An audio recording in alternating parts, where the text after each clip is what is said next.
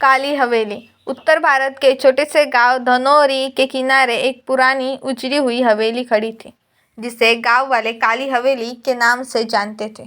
कहते हैं वहाँ कोई नहीं रहता, लेकिन रात को वहाँ से किसी के चिल्लाने के चीखने की आवाज़ें आती हैं। कई लोग कोशिश कर चुके थे वहाँ जाने की, लेकिन या तो वे लौट कर कभी नहीं आए या फिर कुछ ऐसा देख कर लौटे कि पागल हो गए।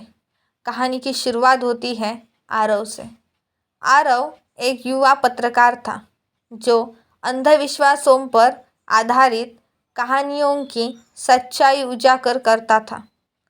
उसने काली हवेली के बारे में कई किस्से सुने और तय किया कि वो खुद उस हवेली में रात बिताएगा और सबको सच बताएगा। गांव वालों ने उसे बहुत मना किया, लेकिन आरव ने उनकी बात नहीं मानी।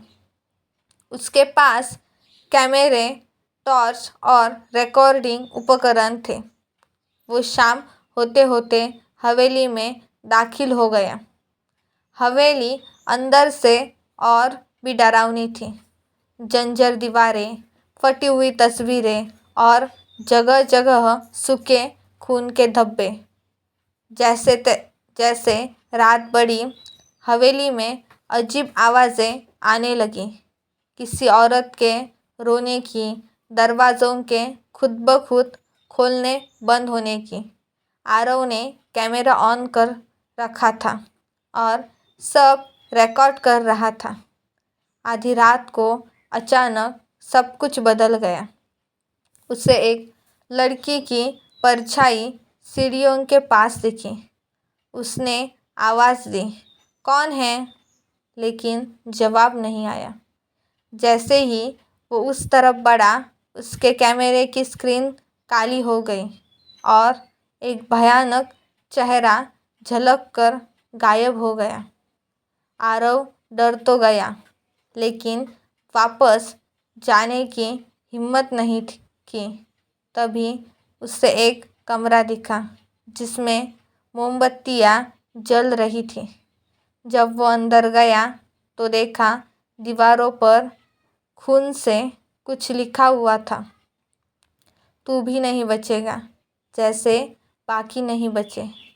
तभी दरवाज़ा अपने आप बंद हो गया। आरव चीखने लगा, लेकिन बाहर कोई नहीं था। सुबह जब गांव वाले हवेली के पास पहुँचे तो उन्होंने आरव का कैमरा दरवाजे के पास पड़ा पाया, टूटा हुआ और खून से सना हुआ। लेकिन आरव वहाँ नहीं था। जब उन्होंने वीडियो रिकॉर्डिंग चेक की तो आखिरी फुटेज में आरव को एक काले साये द्वारा घसीटते हुए देखा गया और फिर कैमरा नीचे गिर गया। उसके बाद कोई भी उस हवेली के पास नहीं गया।